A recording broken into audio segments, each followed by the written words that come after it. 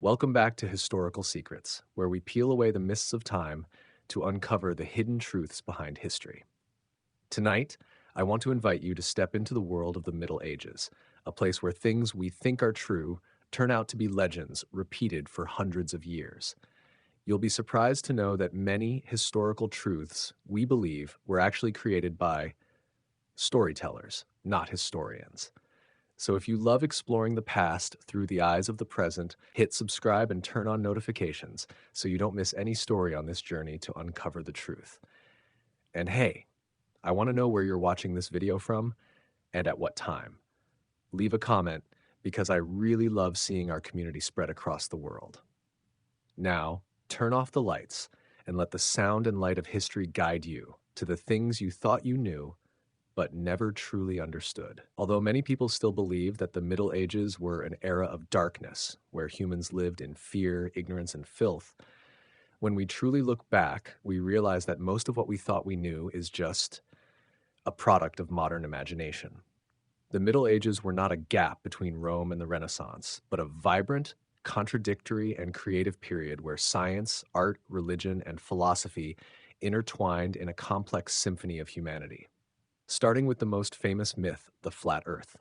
In an era when the Greeks had calculated the planet's circumference by observing the sun's shadow, it is hard to believe that European scholars had forgotten this. Medieval monks were not sitting trembling in fear of falling off the edge of the world. In fact, they read and copied ancient manuscripts of Pythagoras, Aristotle, and Eratosthenes, who had described the Earth as spherical thousands of years earlier. When Columbus set sail, what he faced was not doubt about the Earth's shape, but the fear that he had misjudged its size. Without the Americas coincidentally blocking the Pacific, his voyage might have ended in despair. Even ordinary sailors understood that when a ship departed, the mast would disappear first, a vivid proof of the Earth's curvature without needing a professor to explain.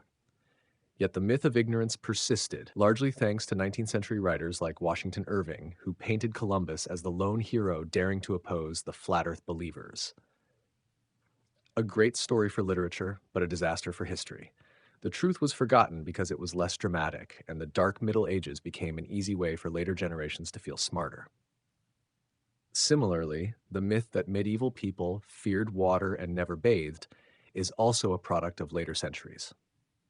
In reality, medieval European cities had bustling public baths where people not only cleaned their bodies but also socialized, conducted business, and even relaxed socially. Some baths were decorated with flowers, music, and herbs, an early version of a modern spa. Even monasteries had strict bathing rules. Monks had to wash their hands before meals, bathe regularly, and change their habits often. And the nobility?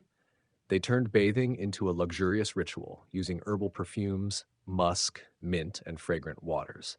So why did this misconception arise? Because it was the Renaissance and early modern people who were afraid of water. In the 16th to 17th centuries, European medicine believed that bathing too much would open the pores, allowing harmful vapors to enter the body. People sprayed perfumed mask odors instead of cleaning themselves, and thus the image of dirty medieval people was born, passed down through books and paintings. An interesting paradox: a 14th century baker was probably cleaner than a 17th century French noble, only he smelled of flour instead of amber perfume. Another myth that sounds cute but is also wrong is medieval people were smaller than us. No, they were not tiny beings barely reaching a donkey's knee. Archaeological data shows that medieval men averaged about 1.72 meters, women about 1.60 meters, comparable to modern Europeans. Nutrition and disease may have made some shorter, but there is no evidence that they were a miniature version of humanity. Low doorways were not because people were short, but because skilled builders knew how to retain heat. Short beds existed because people liked to sleep half sitting, half lying, believing it helped them breathe better in cold nights. All had practical reasons, not the ignorant darkness that many still imagine.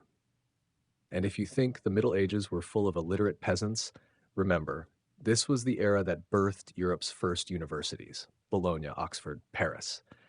These centers of knowledge laid the foundations for the entire modern education system. Monks, scholars, and philosophers wrote vast works on grammar, astronomy, logic, and theology. They debated ethics, politics, and physics with a pen as sharp as any modern academic forum. Many great inventions also emerged in this dark era: mechanical clocks, eyeglasses, banking systems, Gothic architecture, and manuscripts illuminated with gold. Even the concept of experimental science, observe, experiment, then conclude, began here.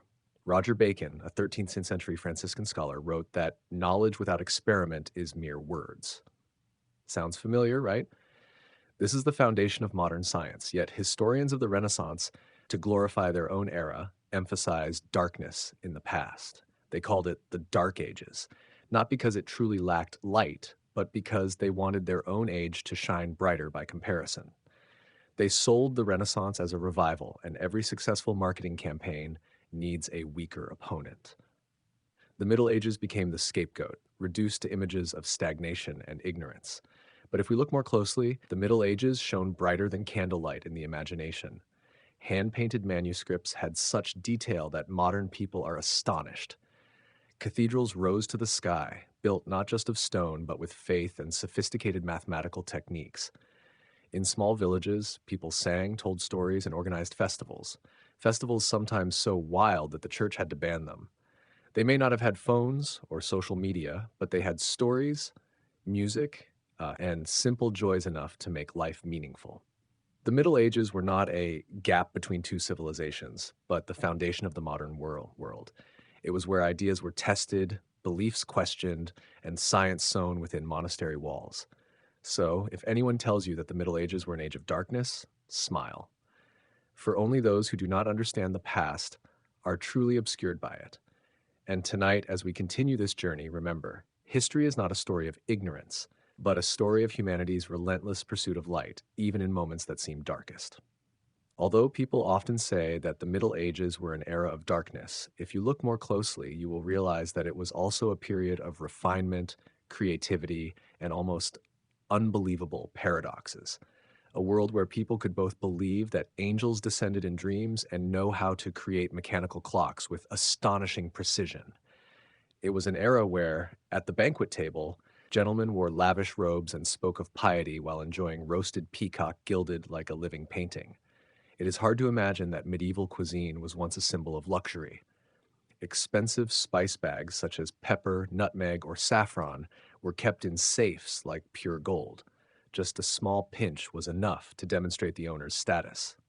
When a noble sprinkled pepper on a piece of meat, he was not just seasoning the dish, he was declaring his rank. Each peppercorn came from faraway India, traveling thousands of miles, exchanged with the blood, gold, and even the lives of merchants on the Silk Road. And when the wealthy wanted to impress, they did not stop at flavor. They turned dinner into a stage. A peacock was roasted golden, then sewn back with colorful feathers and placed on the table as a symbol of power. A meat pie, when cut open, would release a flock of small birds scattering throughout the room. A culinary performance both extravagant and somewhat terrifying. Yet what you see in the castle is not the whole story.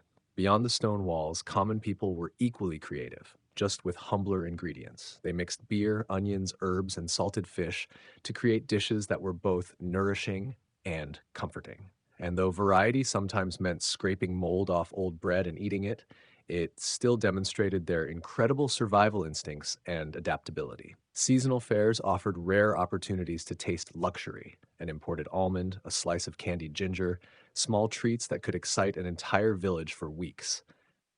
Medieval cuisine was far from monotonous. It could be rich, unusual, even experimental, like a laboratory of flavors.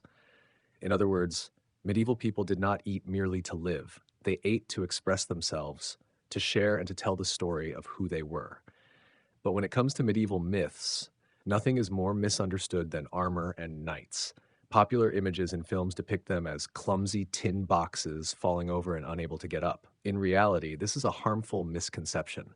A typical suit of battle armor weighed around 20 to 25 kilograms, much lighter than you think, and was crafted cleverly to distribute weight evenly across the body. Knights could run, jump, ride horses, climb walls, and even wrestle in full armor. Surviving training manuals show they trained like professional athletes, not just fighting, but understanding their bodies in every movement.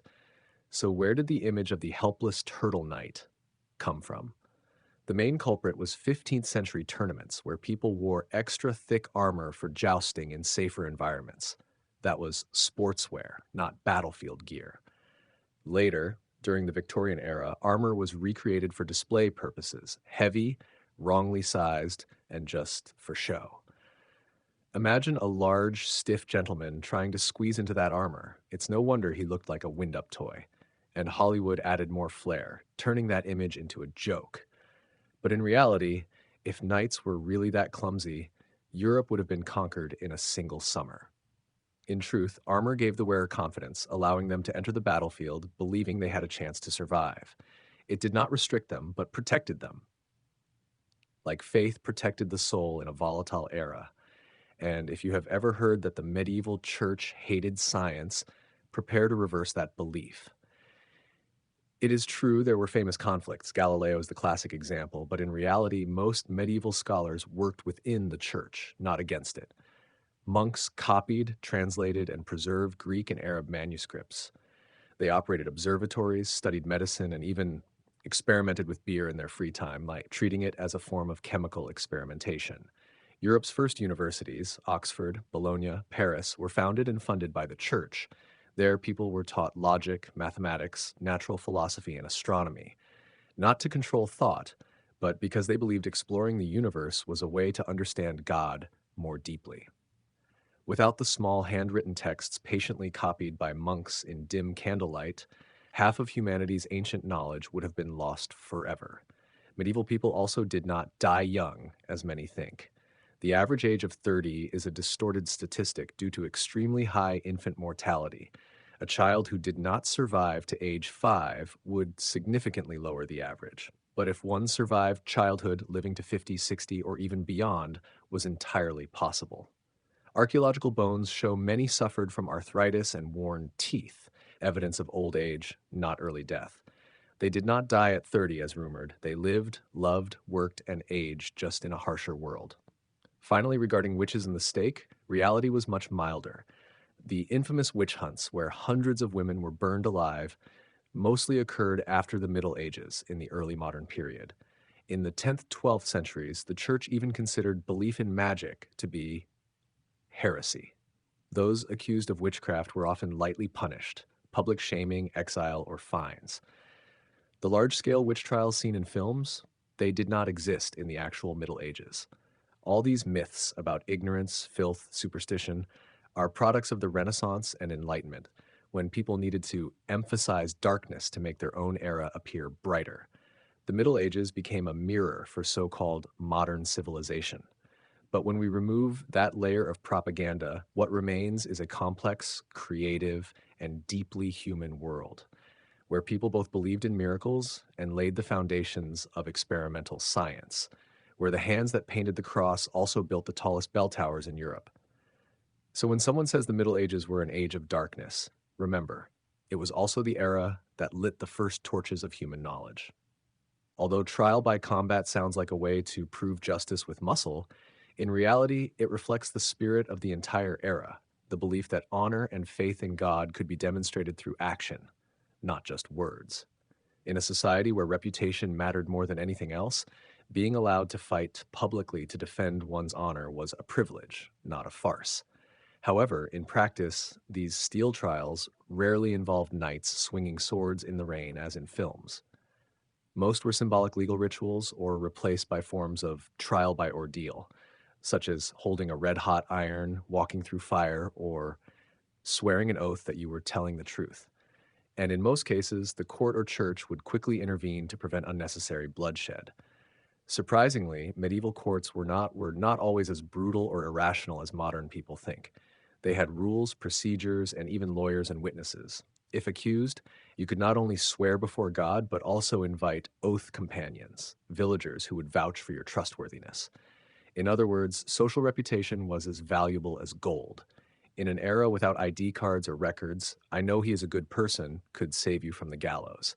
However, sometimes the law became a tool for displaying power. In important cases, especially those involving nobility, trial by combat became a political stage. It was not just a fight between two people, but between two families, two territories, even two ideologies. Victory carried the meaning of divine power. The winner was seen as God's chosen. Of course, this outcome could be adjusted beforehand with money, arrangements, or simply by choosing a weaker opponent. Some cases were even so bizarre that today they sound like fables. In 1386 in France, a pig was brought to trial for killing a child. It was imprisoned, assigned a defense lawyer, and eventually sentenced to death by hanging. It may sound ridiculous, but to medieval people, the law was sacred. It had to be enforced to the end, whether the accused was human or animal. This reflected a deep belief that every wrongdoing must be judged, because justice served not only humans, but also the maintenance of cosmic order. At the same time, growing cities made the law more complex than ever. As trade flourished, people who once only knew farming had to learn negotiation, contract making, and dispute resolution through reasoning. In places like Venice, Florence, and London, commercial law emerged, paving the way for the modern economy. From pricing, quality control, to ship ownership, all had remarkably detailed legal frameworks. And here is something few realize. Many principles of today's law originated in the Middle Ages. Evidence, oaths, hearings, jury courts, all have precursors in 12th, 14th century legal systems. Even the concept of innocent until proven guilty began to emerge from church and canon law. Beneath the rough cloak of the era, a sophisticated legal order was forming, laying the foundation for modern justice. Yet, justice was not always synonymous with fairness. In remote areas, courts could be replaced by village justice, a form of self-enforcement more sociological than legal. If someone was suspected of theft, villagers could hold a community trial. The accused would place a hand on the Bible or undergo a test, like being thrown into water. If they floated, they were guilty, because pure water rejected the liar. If they sank, they were innocent, but might have died. An ironic logic, yet it reflected how the Middle Ages blended belief, religion, and morality into a unified system. Nevertheless, the Middle Ages were not only an era of crime and punishment, but also of transformation. It was within the darkness of stone walls and strange trials that the seeds of modern reason began to sprout. Thinkers like Thomas Aquinas and Abelard dared to ask, what is true justice? And from this, legal philosophy was born. They argued that justice could not only be punishment, but must restore moral order. Simultaneously, guilds and urban citizens began demanding their own voice. City charters, the first legal documents granting self-governance to residents, were issued. This meant that even within a rigid feudal system, a form of local democracy existed. People elected representatives, met and made collective decisions about laws, taxes, and security. In other words, the Middle Ages were not far from the concept of citizen rights. It was simply in its infancy. And if anything demonstrates the practical spirit of people at the time, it is how they balanced faith and reality. A knight could swear to live and die for honor, yet still ensure that a mercenary contract was clearly written. A lord could build a chapel to thank God, yet also ensure the gatekeeper did not collect extra fees. A peasant could believe in holy signs, yet still keep a good knife in the hut, just in case. In this way, medieval people lived in a world full of contradictions while maintaining balance between faith and reason, order and chaos, divine authority and human rights. And from that contradictory soil, Europe emerged into the Renaissance, a brilliant era built upon the foundation of people once considered dark. So, the next time you hear someone say the Middle Ages were an age of darkness, remember that within that darkness, the first torches of justice, reason, and human dignity were lit. Without them, those who tested, erred, and believed blindly, we would never have the world that questions and seeks truth as we do today. Yet the moment a guest steps across the threshold of a yurt, all hostilities must be set aside. The enemy is no longer an enemy, at least until they leave. In that time, they are a Zun Kun, meaning your person. A simple concept, yet carrying immense moral weight. You may have fought with them, even lost brothers to them, but if they shiver in the storm on the steppe, you open the door, offer fermented mare's milk and a bowl of hot mutton. For on this harsh land, survival is a fragile alliance between humans and nature. And honor lies not in revenge, but in ensuring no soul freezes to death outside your tent. From the earliest records of Persian and Chinese travelers, one sees a curious fact. Mongol hospitality was not only a moral obligation, but also a profound social strategy. A person welcomed today could be the one to save your life tomorrow. On the steppe, there are no walls, no courts, only wind, grass, and reputation. A clan known for generosity is respected, aided in winter, and protected in danger. The miserly, closed-off clan may find itself isolated, abandoned in the endless expanse where death can arrive with a single cold night. From this survival philosophy arose the concept of the sacred guest, one of the most revered traditions of the Mongols. If a stranger appears at night, when the sun has set beyond the horizon, they are considered a messenger of Tengri. No one may ask their identity before serving food, water, and shelter. Only after the guest is settled may the host inquire who they are and where they come from. Doing otherwise is seen as an insult to the divine. In many folk tales, those who refuse or mistreat guests are punished, not by people but by nature itself, blizzards, crop failure, or lost livestock. Interestingly, Mongol hospitality did not distinguish social class. From tribal leaders to ordinary herders, the rule remained the same.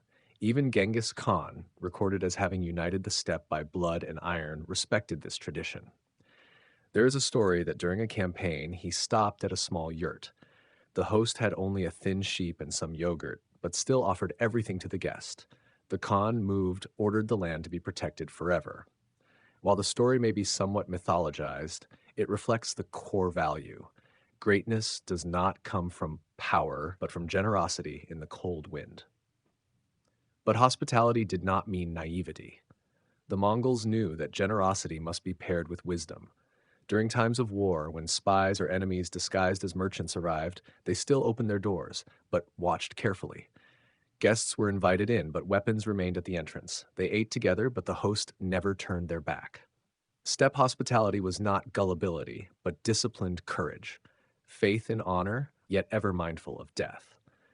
What astonishes Western scholars studying Mongol culture is how this spirit persisted across centuries, despite wars, empires, and change.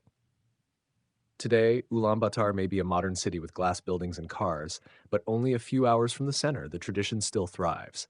A lost traveler can still find lodging in a stranger's yurt, be offered mutton soup and airog, fermented mare's milk.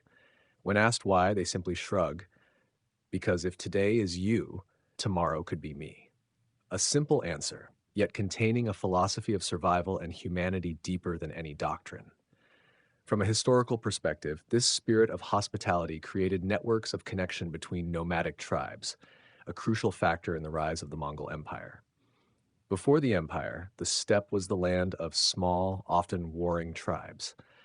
But thanks to the guest-first, enemy-later culture, they maintained channels of communication, exchanged news, and in many cases avoided war. It was the soft foundation of a power structure seemingly built solely on horses and bows. It is no coincidence that the Silk Road under the Mongols became the safest trade network in the world. When an Arab or Persian merchant crossed the land of the nomads, they knew that if lost or injured, local herders would help, not because of a contract, but because of honor. That trust was the lubricant of transcontinental trade. It shows an intriguing truth. Sometimes simple kindness has the power to shape the global economy. And perhaps in today's world, where every interaction has terms and every relationship comes with a contract, the story of Mongol hospitality serves as a humble reminder that there once existed a culture that placed trust above doubt, that saw sharing a bowl of soup as a sacred act even greater than signing a treaty, a culture that believed no matter how fierce the wind blows, some things cannot be swept away: compassion, honor, and respect for human beings. If you have ever stood on the steppe where the wind cuts across your face with nothing but sky and earth, you will understand why the Mongols lived this way. In a world without walls, only wind and emptiness, kindness is the only wall humans can build against loneliness. It is not merely culture, it is their affirmation. We exist because we still know how to welcome one another. Yet, that feast was not merely a gathering to celebrate. It was a ritual of profound diplomacy, where every breath and every gesture carried meaning. In the center of the round yurt, lit by firelight, The scent of roasted horse meat mingled with the aroma of fermented milk, accompanied by the gentle strains of the Morin Kur. Silver bowls were passed around, filled with airog, and when guests raised their cups, everyone understood that this was a moment not just for drinking, but to demonstrate respect for peace. In nomadic culture, where death could come from a small misunderstanding, a meal was a living treaty. The Mongols understood that hospitality was the thread connecting wandering souls across the vast steppe. No borders existed between people seated around the fire. The firelight illuminated the faces of warriors and envoys. Those who once pointed spears at each other now shared a cup, and forced smiles gradually turned into genuine laughter. The warmth of the yurt made the wind outside seem distant, and for a moment they were no longer enemies, but people living under the same sky. Persian and Chinese travelers' records mention this subtlety as an art form. The Mongols not only knew how to fight, they knew how to manage hearts by giving a sense of being valued. In the guest ritual, no action was random. Even filling a cup, never halfway, symbolized complete trust. If a guest spilled a little drink on the ground, they would say it was offered to the spirit of the steppe, a way to ask permission to integrate into a world they were only passing through. Such feasts were not only opportunities to share food, but also stages for soft power.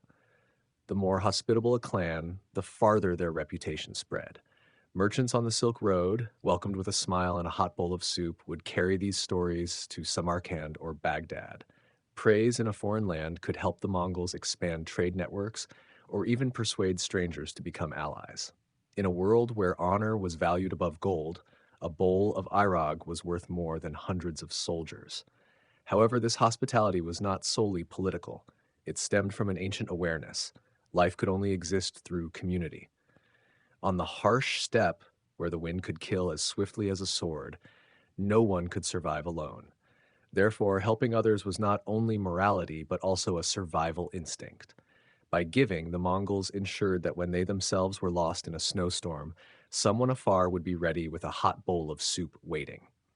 The seemingly simple rules around the fire, sitting to the north, not stepping over the fire, holding the cup with both hands, were in fact a language of balance. They maintained order in a world without written laws, where honor was the constitution and kindness the only shield against chaos. A guest who showed disrespect might not be punished immediately, but would be excluded from the invisible network of trust. On the steppe, losing trust meant losing the right to exist. Envoys from the Central Plains courts were often surprised to see a poor person treated like nobility in a Mongol yurt. Here, respect did not come from status, but from presence. Simply stepping through the yurt's door made you part of the community. How the host poured wine for you, how he nodded slowly. These were invitations into their world, a world run not by law, but by trust and memory. And perhaps that is why the Mongols were able to dominate much of the world without forcing everyone to kneel. They knew that the most enduring conquest did not come from the sword, but from a shared cup by the fire. After each campaign, new treaties began with a feast, not a blade. A general could make thousands of enemies surrender, but he could also secure their loyalty by inviting them to eat together. Remarkably, even after centuries, these rituals endure. In Arkhangai or Kovsgol today, when a guest enters a nomadic household, they are still offered the first bowl of airog, and all eyes watch to see if they drink. The gesture has not changed because it is not merely tradition, but the collective memory of a people who once survived through trust. When you stand on the vast steppe, watching the sun set behind purple mountains, you can feel that legacy breathing with the wind. A civilization that built the largest empire in the world did so not only through strength, but through the ability to make others feel welcome. It is a power no kingdom could decree or seize, the power of humanity, of the fire that never dies in a small yurt on the steppe. And perhaps that is the deepest lesson the Mongols left the world, that in every war, amid schemes and ambition, peace does not begin with the signature of a treaty. It begins with a hot bowl of mutton soup and a trusting gaze between two people. In 1614, Japan appeared like a still pond, but beneath that calm surface flowed the silent currents of power and suspicion.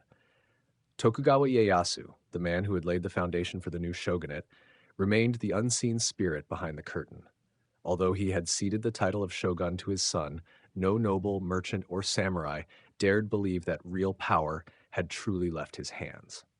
Edo became a city of order, but also of fear. The price of peace was paid not only in blood, but in silence. After more than a century of civil war among feudal lords, the country was now bound by a meticulous web of control. Feudal families were compelled to offer hostages, merchants were restricted, and Western missionaries were monitored at every step. Yet while swords had been sheathed, pens were being sharpened more keenly than ever. In temples where monks copied sutras by candlelight, and in the lavish estates of daimyo, a question quietly resonated. Was this peace the beginning of a new era, or merely the calm before the storm? As the Tokugawa shogunate consolidated power, they ruled not only through military force, but through philosophy and ritual, something the Mongols had once understood too well: culture as a tool of power. In Japan, tea ceremonies, calligraphy, and ceremonial attire were not merely aesthetics, they were declarations of order. Every gesture, every word in the tea room reflected the structure of power outside. Those who bowed correctly and poured tea according to the rules understood how to survive in a world where the shogun watched everything from behind bamboo screens. Within this system, samurai warriors, born in the midst of battle, were compelled to learn to fight with composure. Their swords remained sharp, but as reminders of discipline, not instruments of bloodshed. Bushido, the way of the warrior, became the religion of an era without war. People were taught that honor no longer lay in victory, but in restraint, in dying peacefully when necessary. However, cracks began to appear within this silence. In the West, Jesuit missionaries continued to sow seeds of a new faith. Maps, astronomical instruments, and ideas about science and human rights quietly followed them into Japan. To Ieyasu, these were not only symbols of knowledge, they were threats to the order he had just built with blood and ashes. When he learned that Christian believers were secretly gathering in Nagasaki, he realized that silence was no longer safe. The storm of 1614 began with an edict, but behind it lay the fear of a young empire confronted with the idea that faith could overcome fear. Missionaries were expelled, believers were arrested, tortured, forced to tread upon the crucifix, an act called fumie. Many bowed, but some refused, leaving their cries to echo through the centuries as reminders of the value of faith in a world dominated by power. Yet the paradox lay elsewhere. It was precisely during this period of suppression that Japanese identity, which Tokugawa sought to protect, became more clearly defined than ever. Cut off from the world, the Japanese began looking inward, honing their spirit into an invisible weapon. They developed no theater, haiku poetry, and rock gardens where each pebble carried a philosophy of life. This quiet was not avoidance, but an affirmation that strength need not always manifest as violence. And there one sees a strange parallel between the Mongolian steppe and the land of the rising sun. On one side, nomadic warriors used meals to connect trust. On the other, samurai used rituals to maintain order. Both understood a fundamental truth. True power does not reside in the sword, but in the way humans use culture to control chaos. Every feast on the steppe, every tea ceremony in Edo, all were invisible battlegrounds where words were chosen like arrows, and silence bore the weight of a declaration of war. A bow, a cup placed correctly, or a slice of mutton offered at the right moment, all conveyed what language alone could not express. Thus, as the Tokugawa shogunate closed the 17th century in outward tranquility, Japan was, in reality, living under a peace built on the discipline of fear and the ritual of honor. It was a system both solid and fragile, like glossy lacquer on an ancient ceramic. A single crack could bring the entire structure down. Yet, within that restraint, the Japanese created something unique, a society that turned control into art, discipline into beauty, and obedience into a philosophy of life. Just as the Mongols once believed that sharing food was the key to survival, the Tokugawa Japanese understood that maintaining order was the only way to avoid returning to chaos. Across changing seasons, from the steppes to the islands, people always sought to protect one another, sometimes through hospitality, sometimes through cold rules. But in both cases, a common fear persisted: the fear of losing the delicate balance between civilization and chaos. When the winter monsoon winds swept in from Osaka Bay, the ground shook with each cannon blast. each drumbeat pounding like the heartbeat of a nation on the verge of change. Amid the dense smoke and gunfire, Yukimura's Sanada Maru fortress stood tall, like the fang of a besieged beast refusing to yield. Warriors, clad in red armor, screamed through the white snow, firing volleys of flaming bullets that thickened the air with the scent of gunpowder and hot iron.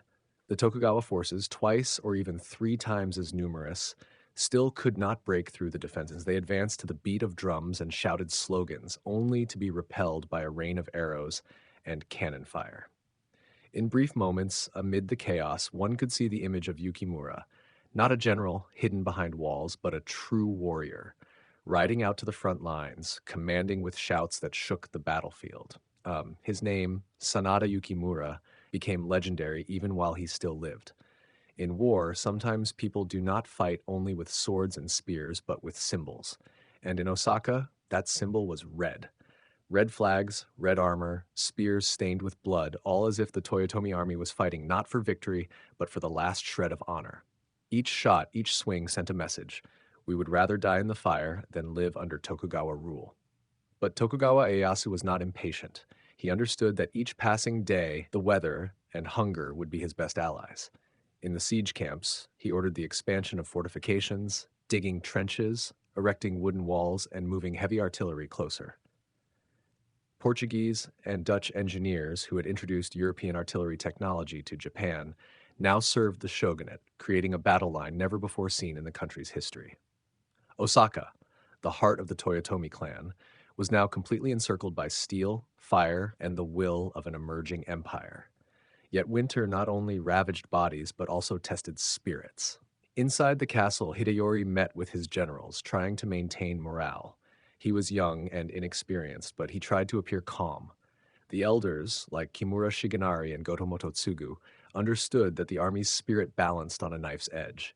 Each night, cannon fire echoed from beyond the walls, mingled with the cries of civilians sheltering in underground bunkers. Yet amidst this, the samurai still lit candles, sharpened their swords, and read poetry. They treated each morning as possibly their last, and that made them indomitable. By mid-December, Tokugawa ordered a full assault on Sanada Maru. The battle lasted several days and nights, becoming one of the most memorable moments of the entire siege. Tokugawa forces, in a desperate effort to seize the fortification, had to advance through freezing marshes where each step could sink into mud and blood. Yukimura, with extraordinary coordination skills, divided his troops into multiple layers, continuously rotating forces between trenches. Whenever the enemy approached, he launched swift counterattacks and then retreated to the main fortress, leaving hundreds of Tokugawa soldiers' bodies scattered outside the walls. Failure after failure began to demoralize the Tokugawa troops. Stories of the red-clad ghosts, samurai who did not die even when shot, spread throughout the camps. Some senior officers suggested a temporary retreat, but Ieyasu refused. He could not allow the Toyotomi to survive another spring. Instead of rushing into another reckless attack, he turned to the most powerful weapon of a politician: deliberate negotiation. A diplomatic delegation was sent to Osaka with a peace proposal. If the Toyotomi agreed to dismantle the outer fortifications and reduce their army, the war would end. Hideyori, exhausted and under pressure from civilians, ultimately agreed. Both sides signed a treaty, later known as the Winter Peace of 1615. The cannons fell silent, and snow began to fall heavily. The Tokugawa troops withdrew, leaving an appearance of calm. Yet in the shadows, Ieyasu had issued another order. As his forces helped the Toyotomi dismantle their fortifications, they secretly filled in the surrounding moats, turning Osaka Castle from a formidable fortress into a sealed box incapable of defense. Peace, once again, was merely a veneer for a greater scheme. A few months later, as the snow melted and cherry blossoms bloomed, Tokugawa returned. This time, it was no longer a siege, it was annihilation. Hideyori realized he had been deceived, but it was too late. The Tokugawa army, more elite and numerous than before, advanced into Osaka in what history calls the Summer Campaign of 1615. From walls that had withstood winter, now only smoke and fire remained. Yukimura fought until his last breath, severely wounded but still commanding until exhaustion overtook him. When he fell, an era ended. Osaka Castle sank into flames, and the Toyotomi House, The final symbol of Japanese feudal resistance was erased from the map of power. On the smoke-filled battlefield, Tokugawa Ieyasu stood watching Osaka crumble. It was not joy, but emptiness. He knew he had won, yet he also knew that each falling brick was a fragment of old Japan's soul. Unity had been achieved, but the price was a silence that would last for centuries. The spring of 1615 brought the warmth of life, but in the Kansai region it also carried the smell of gunpowder. As cherry blossoms bloomed around Osaka Castle, the people knew that the pink hue did not signal peace, but the color of blood soon to be spilled. News of Tokugawa forces assembling began to spread through the streets. Armies from Edo, Kyushu, and the eastern provinces marched in succession, forming a massive force of over 150,000 men. At the head was still Tokugawa Ieyasu, the old general no longer needing to prove his power, yet ready to use war to assert that his shogunate was destiny, not chance. Meanwhile, inside Osaka Castle, the atmosphere was both heated and desperate. Toyotomi Hideyori, now a man nearing 30, was no longer the sheltered child of years past. He understood that this time there would be no treaty to negotiate, no chance to survive if he failed. Ronin gathered around him, masterless warriors with only honor remaining. They fought not for gold, but for memory, the memory of a Japan before Tokugawa, where personal strength could still determine one's fate. Sanada Yukimura, the hero who had become the symbol of resistance, continued to reinforce what remained of the defensive lines. He knew that Osaka Castle no longer had deep moats, no outer defenses. But in Yukimura's mind, that was an opportunity. If we cannot hide behind walls, we will fight on our own land, he told the soldiers. Those who heard him shouted in response as if taking an oath. By early May, the Tokugawa army began closing in. Once again, the campaign was organized with astonishing precision. Artillery units took positions, and the banners of loyal daimyo fluttered across the valleys. Under the early summer sun, tens of thousands of polished armors reflected the sunlight, turning the battlefield into a sea of metal. This time, there was no snow or mud to hinder them, only will and blood. On May 6th, the Toyotomi forces launched their first counterattack, a bold sortie personally led by Yukimura. He struck at Tokugawa's left flank at Tennoji, causing temporary chaos in the enemy ranks. His bravery caused many Tokugawa samurai to hesitate. For a moment, it seemed as if history might reverse. But Tokugawa Ieyasu was not easily swayed. He ordered a full-scale counterattack, and when the reserve forces under his son Hidetada were committed, the balance began to tip back. The Battle of Tennoji quickly turned into hell. The sound of arquebus fire mixed with clashing swords and battle cries echoed like thunder. The ground shook under horses' hooves, the air thick with smoke and dust. Yukimura, riding amid the melee, commanded his troops in desperation, but never retreated. He knew this was the final battle, not only for himself, but for the Toyotomi clan. Amid the chaos, he was severely wounded, but continued to lead until he fell, the sword still in his hand. When news of his death spread across the battlefield, many Ronin wept, then charged into the enemy like flames. Inside the castle, Toyotomi Hideyori watched the smoke and fire covering the horizon. He ordered the food stores opened, distributing supplies to civilians, a final humanitarian gesture amid the chaos. But he also understood that Osaka was once again surrounded, this time with no escape. Tokugawa forces entered the city from all directions. Fire spread rapidly through the wooden streets, bridges collapsed, and the cries of suffering mixed with the clash of steel. When Tokugawa troops breached the main gate, Hideyori and his mother, Yodo Dono, retreated into a secondary tower within the castle. According to many records, as the fire reached the base of the tower, Hideyori refused to surrender. He and his mother chose death with honor amid smoke and ashes. No one knows precisely how their final moments unfolded. Some say they committed suicide by fire. Others claim they were buried beneath the rubble. But all accounts agree on one thing. Osaka had fallen, and with it, the Toyotomi clan vanished from Japanese history. When the flames died down, only ashes remained, and a symbol of power was erased. Tokugawa Ieyasu, now nearing 80, looked down from Tennoji Hill where he had established his headquarters. He did not rejoice. It is said that the old general remained silent for a long time, then softly said, "From now on, Japan will have no two sons." It was not merely a declaration of victory, but a confirmation of the new order, a unified Japan under the Tokugawa shogunate, ushering in over 200 years of peace. Yet that peace did not come without a price. Osaka became a symbol of the demise of samurai dreams, where honor and loyalty were crushed by the power of the central state. Hideyori and Yukimura, though defeated, became legends, icons of indomitable spirit, celebrated by later generations as those who died for freedom and loyalty. Ieyasu, in his final years, retired to Sunpu Castle. He spent his time codifying laws, consolidating power for his descendants, and watching the country enter the Edo period, an era of order, commerce, and peace forged through blood and iron. The Japanese called it Pax Tokugawa, the Tokugawa peace. Yet, in the stories told around hearths, people still remembered the summer of 1615, when a fortress burned brightly through the night, and within those flames, the honor of a bygone era vanished. The summer of 1615 was no longer a season of blooming cherry blossoms, but a season of fire and steel. As the early summer sun bathed the Kansai region, the Tokugawa army, now larger than ever, began tightening the siege around Osaka.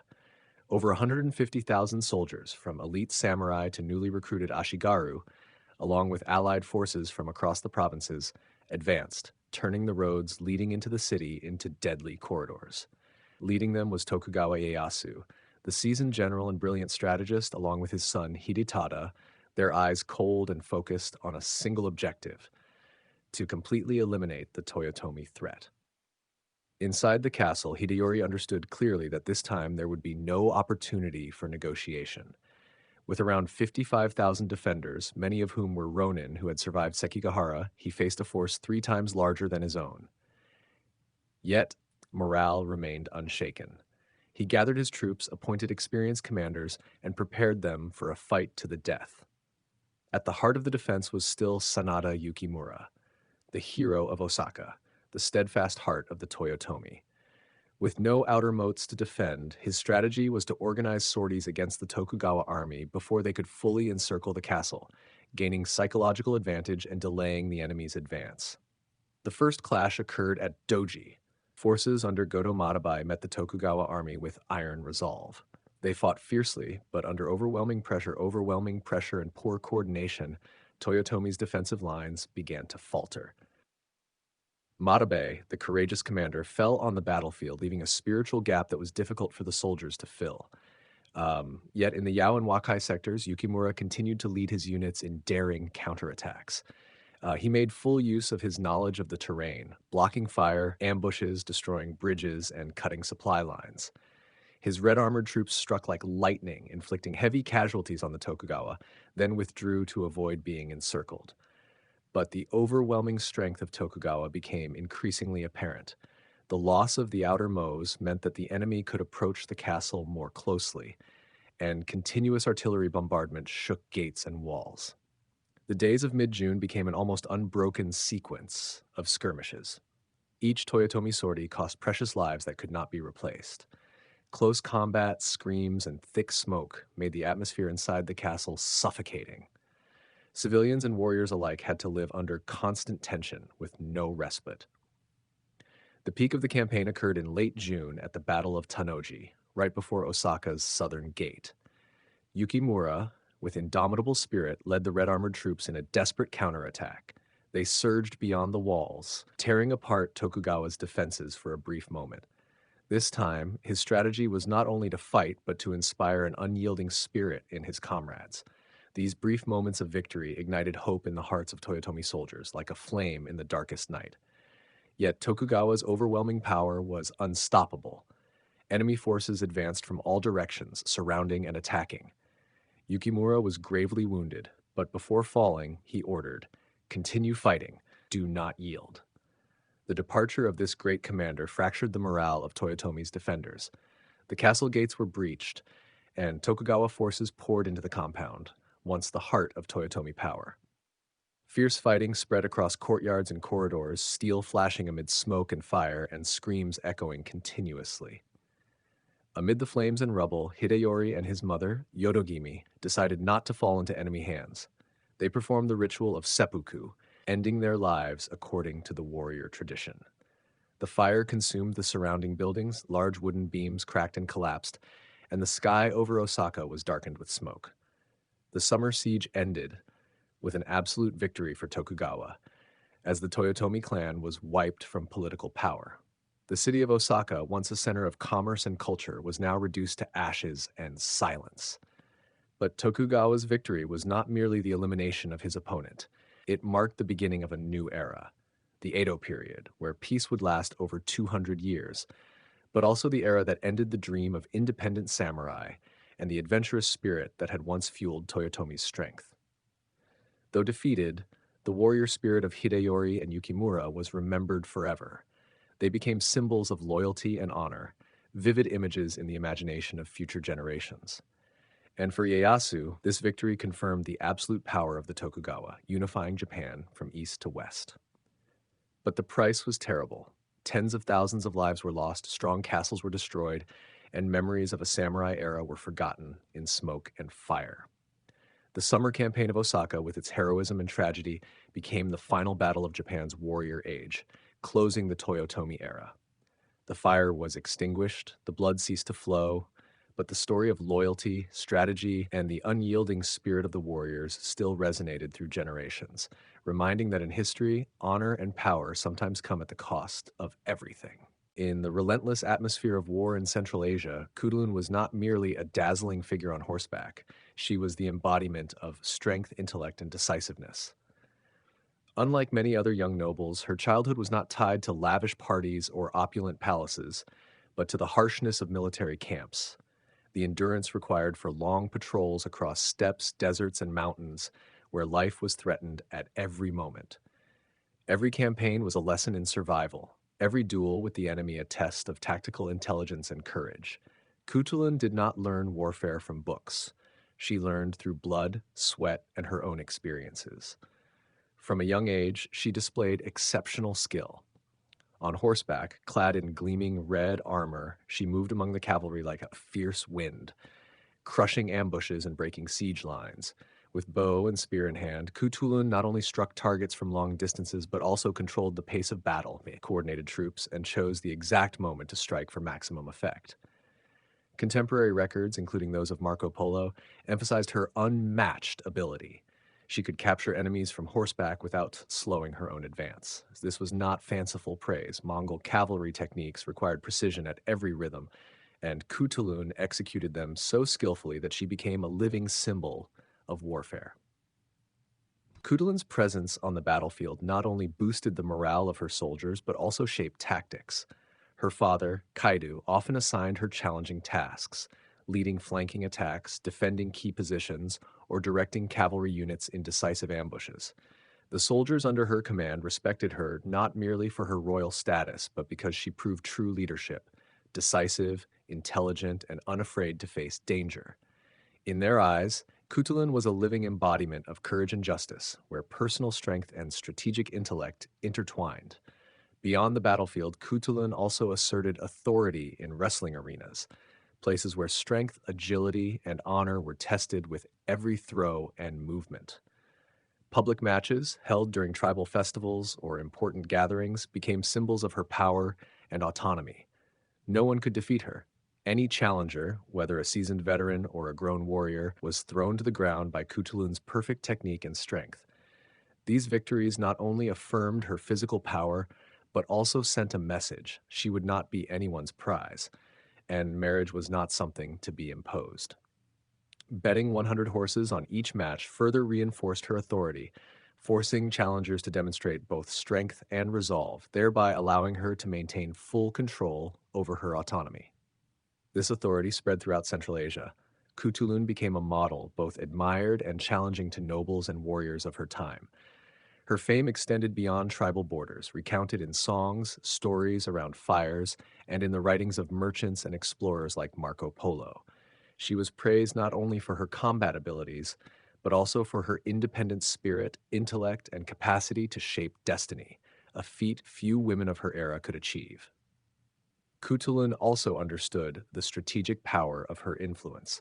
While her opponents were preoccupied with minor victories or political schemes, she leveraged the combination of military strength and personal authority to consolidate power.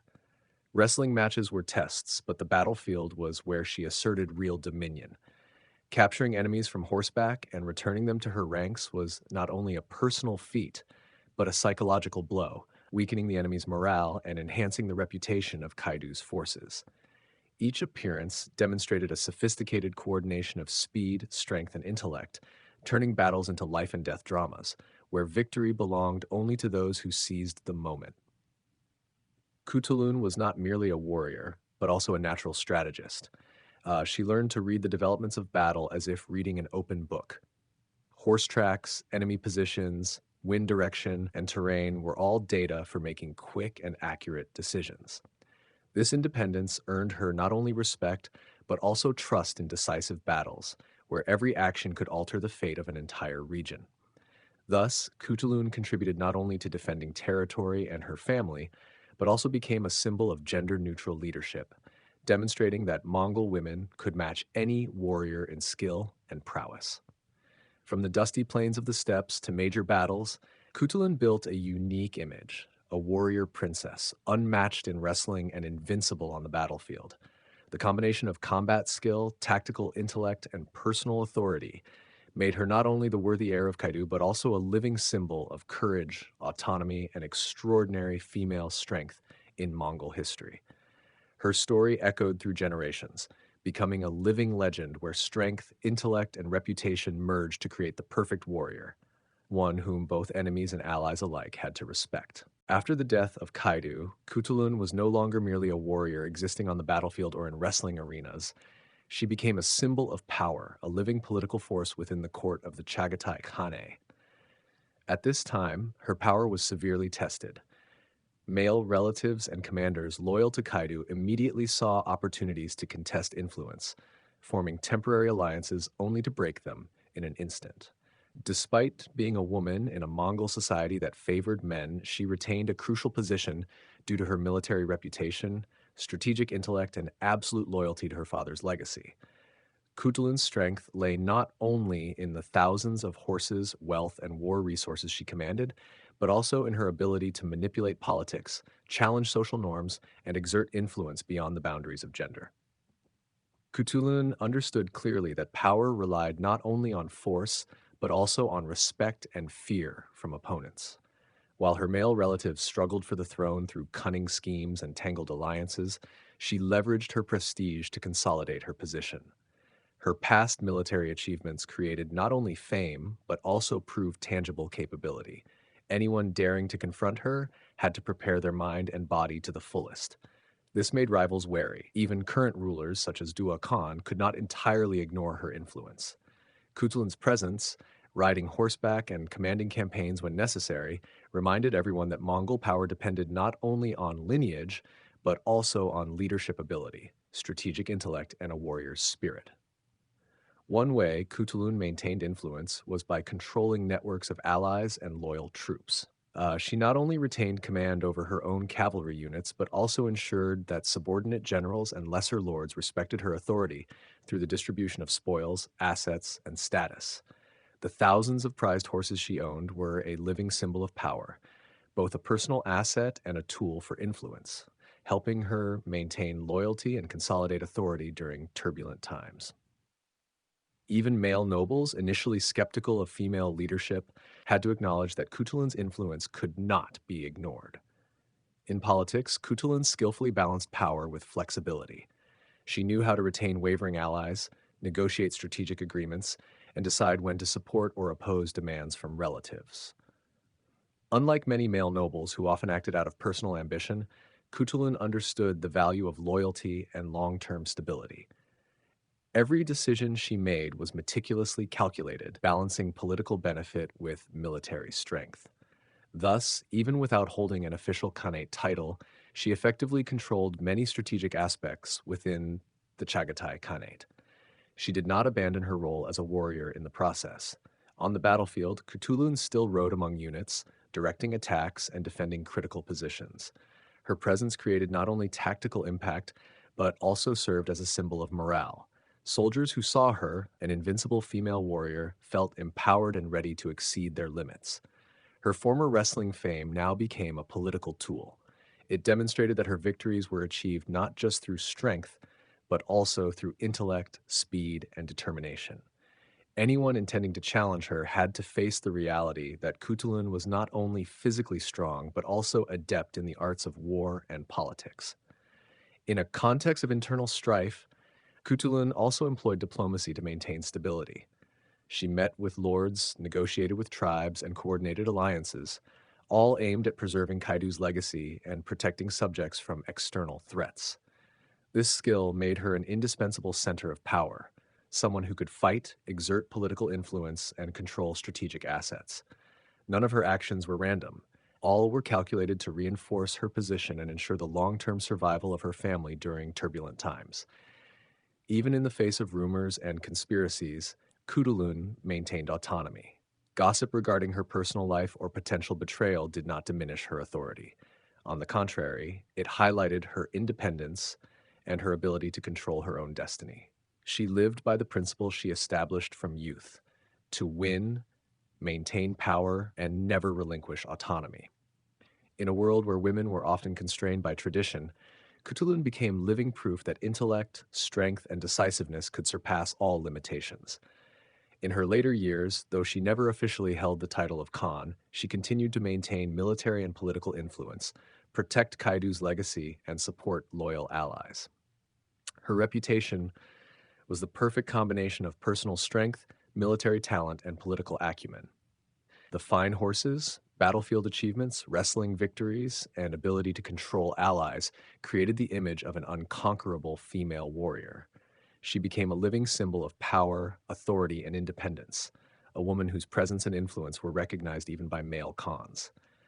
Kutulin skillfully combined military strategy, personal skill, and political influence to protect her lineage, control her own destiny, and become a legend not only among the Mongols but beyond their borders. Although her death around 1306 remains a mystery, Kutulun's legacy never faded. She is living proof of indomitable spirit, exceptional intellect, and the power of women in Mongol society, where strength and intelligence determined everything. Kutulun, though departed, continued to live in the memory of the Mongols and neighboring Central Asian lands as a vivid symbol of strength, intellect, and independence. Her story was not merely about feats on the battlefield or in the wrestling arena. It was also a testament to self-determination, political power, and the art of controlling one's destiny in a society that traditionally favored men over women. Every tale, song, and oral account of Kutulun emphasized a single message: women could not only compete on the battlefield but also master their own fate and political destiny. Her prominence during a period when power was primarily determined by men made her a timeless figure, a symbol of indomitable spirit. What set Kutulun apart was her ability to combine military power with political strategy. Records show that she was not only an extraordinary warrior, but also a sharp strategist, is capable of predicting enemy movements and coordinating troops in the most optimal way. While Kaidu was alive, she often accompanied and fought alongside him in campaigns, serving not just as a warrior, but also as a strategic advisor, participating in planning, protecting key positions, and maintaining troop loyalty. After Kaidu's death, this role became even more critical. She not only assumed part of the responsibility for protecting the lineage, but also played a role in political stability within the Chagatai Khanate, coordinating alliances and countering the schemes of male relatives vying for power. In a turbulent environment, her presence was like a pillar of morale, reminding everyone that true power came from the combination of strength, intellect, and loyalty. Kutulun's personal strength was also a key factor in her legendary status.